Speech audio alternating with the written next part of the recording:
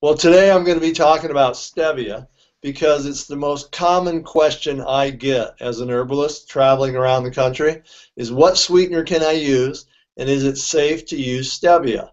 Now, you wonder why that is the most common question I get because people have a lot of different health issues. But the reality is the biggest thing going on these days in health is obesity, diabetes, and people are looking for natural sweeteners, things that do not spike their blood sugar, and so they can enjoy baked goods and different types of foods. Now, it's okay that you use stevia as a sweetener because it does not raise your blood sugar at all. It will not cause the spikes that other sweeteners do.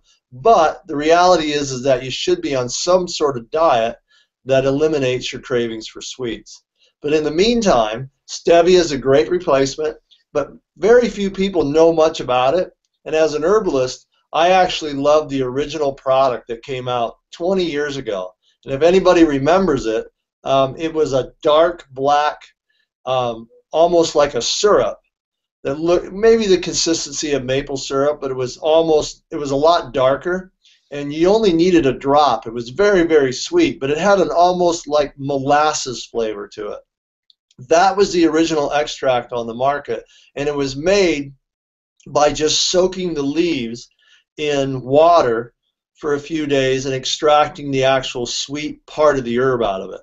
And it came out looking a little bit like molasses. And it was actually something they called a 4-to-1 extract, meaning it took 4 pounds of herb to get a pound of that liquid that they could use as a sweetener. Now today you don't see that very much on the market because they've now gotten to the point where they can process it in a more high-tech fashion. And what they do is they take the one active chemical out, the really sweet chemical, and it's called rubinia. I think it's pronounced that way. It's a really odd word. But they take one fraction of that out, and then they add it to water, and it's a very clear liquid and just off the charts sweet. And when you buy it as a manufacturer, because I buy these things as a manufacturer of different herb products, it's a very white powder. It almost looks like the powdered sugar you would buy for certain baking, that white bag of fluffy powder. And you need very, very little of it because it's so sweet. The problem is it has a little bit of an aftertaste to it, although they have some new ones now that don't. But that liquid is what most people know because it's sold in the health food stores, and it takes very, very little to add to your stuff. Now, a lot of people don't like it because it's very hard to regulate the taste putting it in a product. And by itself, that type of stevia doesn't have any body to it, meaning that it works best combined with another sweetener, something like even if you combined it with sugar, where then you could use half as much sugar because the stevia added the extra sweetness without the extra calories. In fact, I use it in a product of mine with fructose because I can use very little fructose, and the stevia will balance out the sweetener, and the little bit of fructose will give it some body. And that's what you have to do when you're making things. It's a formula of sweeteners in the product.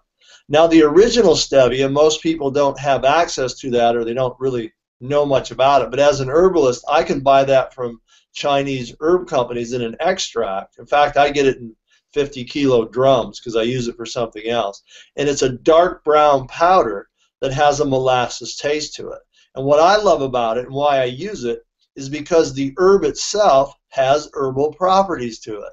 Because you haven't taken every single thing out of it to make a sweetener, it still has its original synergistic blend of minerals and nutrients that perform a certain function in an herb formula.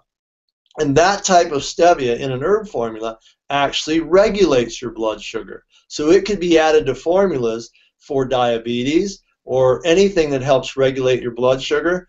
I have it in my drink and in my stress formula because regulating your blood sugar, having that little base of extra minerals in it, just helps everything and the way that formula works to build blood and to balance out your entire system.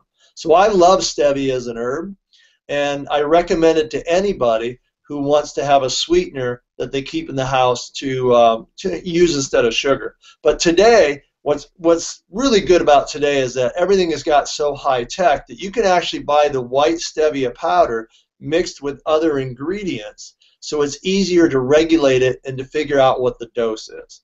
Most often you'll find it combined with something called erythritol, which is a sweetener, an alcohol sweetener out of corn.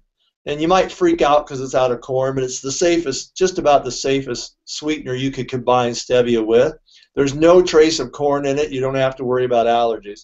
And it's completely calorie-free, does not raise your blood sugar at all. It's a really great ingredient combined with stevia. So if you're looking for it, that's a good one. There's another ingredient called inulin, which is a soluble fiber, which is sweet, and they combine that with stevia. Either one is really good for you. Inulin actually feeds your beneficial bacteria in your colon, so that's a nice added effect from that one. But what makes them all really nice is that you know how much to use because they figured out the dose, and there'll be a chart on it saying how much equals a teaspoon of sugar. So it makes it easy for everybody, and that's the one I would suggest. There's all kinds of them on the market. A lot of them are mixed with maltodextrin and different chemicals, and you might want to avoid those. But you know, it's still better than sugar, really. But look for the ones with erythritol in it, with inulin, and just try them out.